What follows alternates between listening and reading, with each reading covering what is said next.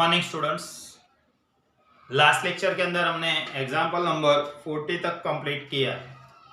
अब दो सम्स बाकी है इस पैम्पलेट के, 41 एंड 42। तो आज के लेक्चर के अंदर हम ये दोनों सम क्लास वर्क के अंदर देख लेते हैं। The line of regression of marks in statistics x on marks in economics y. तो यहाँ पे दो वेरिएबल सबसे पहले तो आपको दिए हुए 41 नंबर का सम। पहला है marks in statistics, marks in statistics,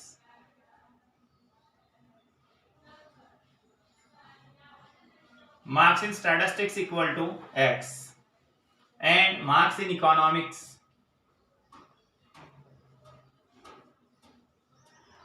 marks in economics को लिखना है y. So x and y two columns are x and y two variables are given for a class of 50 students. Class of 50 students मतलब कि n 50 है। The line of regression पहले से पढ़ रहा हूं। The line of regression of marks in statistics x on marks in economics y। इसका मतलब x ऑन y दिया हुआ है। Regression line in bracket x on y is given આપેલી છે 3y minus 5x plus 108 equal to 0। ये regression line x on y दी हुई है। The average marks in economics, average marks in economics, अब economics के मार्क्स y है तो उसका एवरेज यानी y बार लिखेंगे हम। Average marks in economics that is y bar is 40। Then आगे variance of marks in statistics, statistics के मार्क्स मतलब x, उसका वेरिएंस मतलब सिग्मा स्क्वायर x। तो ये जो सिग्मा स्क्वायर x है, the variance of marks in statistics, marks in statistics मतलब x, उसका वेरिएंस मतलब सिग्मा स्क्वायर x इज 9/16। 9/16 ગણું છે 9/16 of that in economics. Economics के वेरिएंस से 9/16 है तो इकोनॉमिक्स मतलब y, उसका वेरिएंस मतलब सिग्मा स्क्वायर y। तो अब यहाँ क्या करेंगे हम, सिग्मा स्क्वायर y को नीचे लेके जाएंगे। Sigma square x divide by sigma square y equal to 9/16 और रूट निकालेंगे। Sigma x divide by sigma y equal to 9 का रूट 3 एंड 16 का रूट 4 निकलेगा। तो sigma x upon sigma y equal to 3/4। आगे देखते हैं average marks in statistics. Statistics के एवरेज मार्क्स फाइंड करना है तो स्टैटिस्टिक्स मतलब x की एवरेज फाइंड करना है मतलब x बार फाइंड करना है। देन कोएफिशिएंट ऑफ कोरिलेशन मतलब कि r फाइंड करना है। दिख रहा है बराबर। तो ये जो हमारी रिग्रेशन लाइन दी हुई थी x ऑन y, यहां से हम स्टार्ट कर रहे हैं। x ऑन y दिया हुआ है 3y minus 5x plus 108 equal to 0। ठीक है। अब minus 5x, x on y है तो x को रहने देता हूं।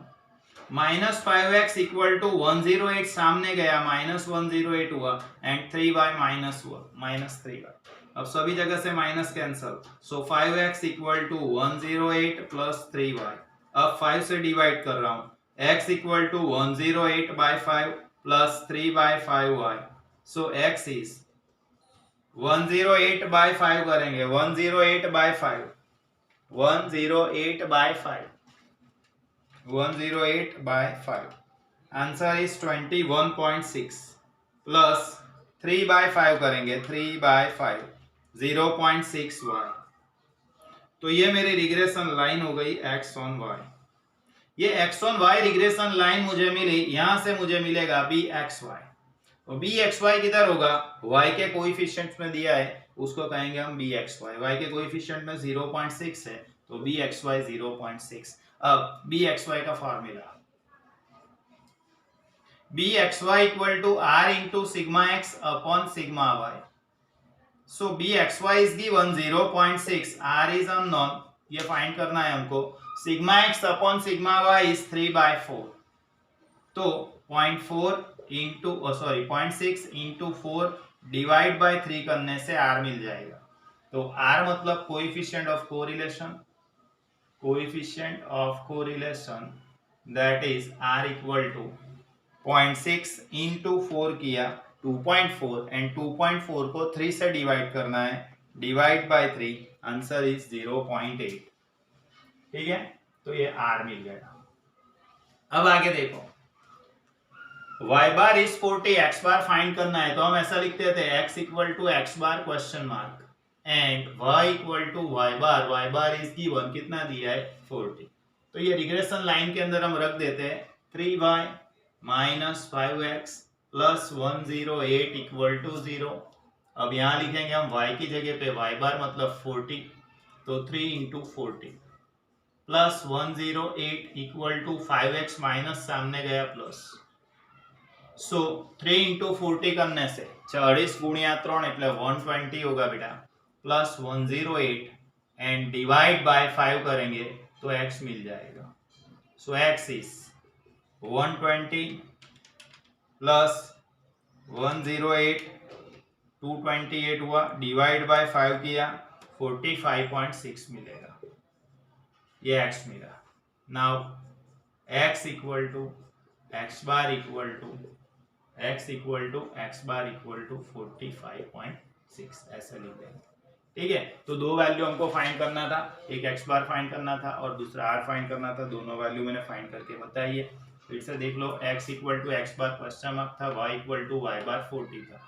रिग्रेशन इक्वेशन दिया हुआ है 3y minus 5x plus 108 equal to 0, y की जगह पे 40 लिखा, प्लस 108 माइनस 5x सामने गया प्लस 5x, 120 प्लस 108 किया, 120 प्लस 108 करने से मुझे मिला 228, डिवाइड बाय 5 करना है, डिवाइड बाय 5 करने से 45.6 मिलेगा, इसलिए x equal to x bar equal to 45.6 मिल गया।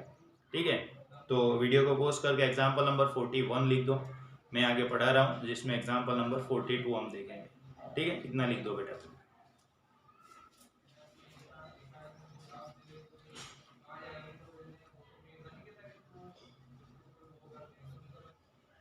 Now example number 42 देख रहे हैं। For the variables x and y, the two regression lines are 3x plus 2y minus 25 equal to 0 कर देना, and 6x plus y minus 30 equal to 0. Which one is the regression line x on y and y on x? यहाँ पे दो regression line आपको दी हुई है, उसमें से कौन सी x on y है और कौन सी y on x है वो हमको डिसाइड करना है, मतलब एजम्पशन रखना है।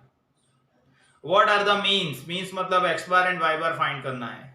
Standard deviation of x, standard deviation of x find करना है। Coefficient of correlation r find करना है। If standard deviation of y 6, y का स्टैंडर्ड डेविएशन 6 दिया हुआ है। 42 number.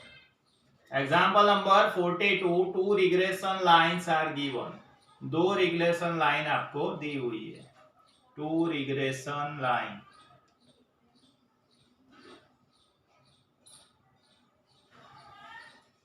Two regression lines, first one is 3x plus 2y minus 25 equal to करके 0 नहीं दिया था, लिखना रह गया था, छापવાનું रह गયું, इक्वल टू 0 लखी देजे भाई। 3x plus 2y equal to 25, ये इक्वेशन 1 लिखेंगे हम। दूसरा दिया हुआ है 6x plus y minus 30 equal to 0, लिखना रह गया था, इक्वल टू 0 लिख देना, प्रिंटिंग में मिस्टेक है। 6x plus y equal to 30, ये हम लिखेंगे इक्वेशन 2। अब एलिमिनेशन मेथड लूपनी रीत करीशु। यहाँ पे x के साथ 3 दिया हुआ है, यहाँ पे x के साथ 6 दिया हुआ है, इसका मतलब 3 वाले को 2 से मल्टीप्लाई करेंगे। Let's multiply 1 with 2। पहलू इक्वेशन बे वडे मल्टीप्लाई करीने लखीए छे। 2 into 3 मतलब 6x प्लस 2 into 2 मतलब 4y प्लस 2 into 25 मतलब 50। उसके नीचे इक्वेशन 2 एज इट इज लिखना है, 6x plus y equal to 30। Sign change करेंगे, माइनस माइनस माइनस। अब क्या होगा? होगा कुछ नहीं, 6x plus 6x minus cancel हो गया, 4y minus y that is 3y। 50 minus 30 that is 20. So y equal to 20 by 30 करेंगे तो 20 by 3 करेंगे, सॉरी 20 by 30 करने से 6.67 मिलेगा। अब 20 by 3 करने से 6.67 मिला, देख लो 20 by 3 6.67 सही है। अब ये वैल्यू को किसी एक इक्वेशन में डाल देते हैं, पहले में डाल देते हैं 3x प्लस 2 इंटू वाई मतलब 6.67 equal to 25। So 3x equal to 25 minus ये दोनों का मल्टीप्लीकेशन 2 इंटू 6.67, 2 इंटू 6.67 दोनों का मल्टीप्लीकेशन हो गया 13.34। सो 3x इक्वल टू 25 माइनस 13.34 करेंगे तो माइनस करने से 11.66 मिलेगा। सो x इज 11.66 बाय 3। 11.66 बाय 3 किया तो वैल्यू मिला 3.89। x is 11.66 by 3, 3.89। so नीचे लिखना है x equal to x bar equal to 3.89 and y equal to y bar equal to 6.67। तो इस तरह से मुझे दोनों मीन की वैल्यू मिल गई x bar and y bar. Coefficient of correlation अभी और फाइंड करना है हमको। कौन सी रिग्रेशन लाइन, ये जो 1 है ये 2 है, ठीक है। तो ये कौन सी रिग्रेशन लाइन है, ये कौन सी रिग्रेशन लाइन है वो हमको पता नहीं है, तो हम सबसे पहले एज्यूम करेंगे। लेट्स एज्यूम दैट लिखते हैं सिर्फ, एज्यूम दैट 1 इज,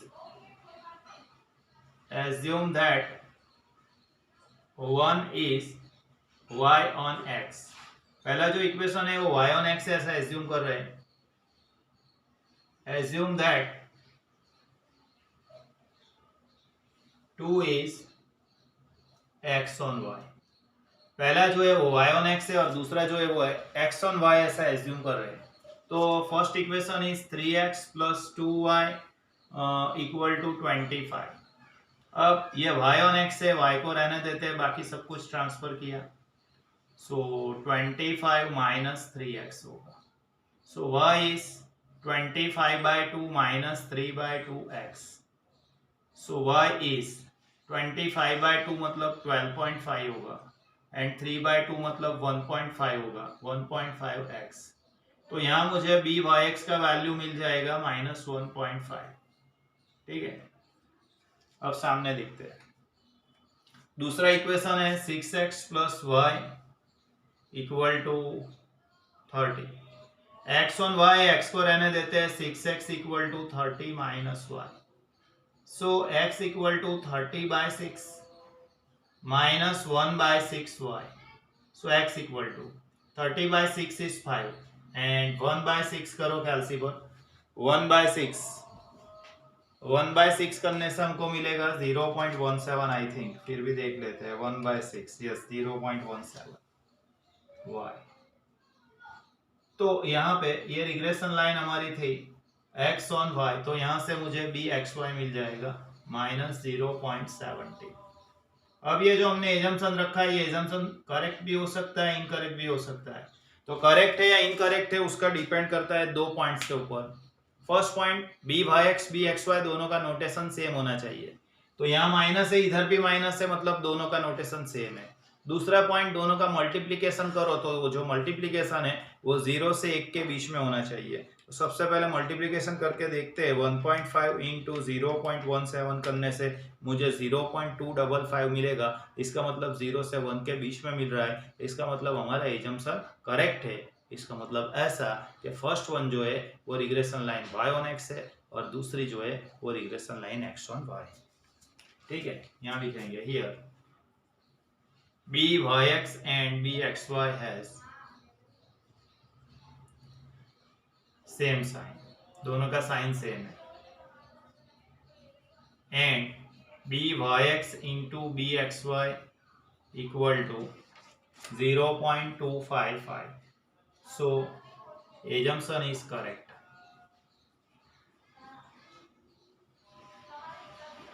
एजम्पशन हमारा करेक्ट है। अब एजम्पशन करेक्ट है तो फिर फाइंड करेंगे हम कोएफिशिएंट ऑफ कोरिलेशन।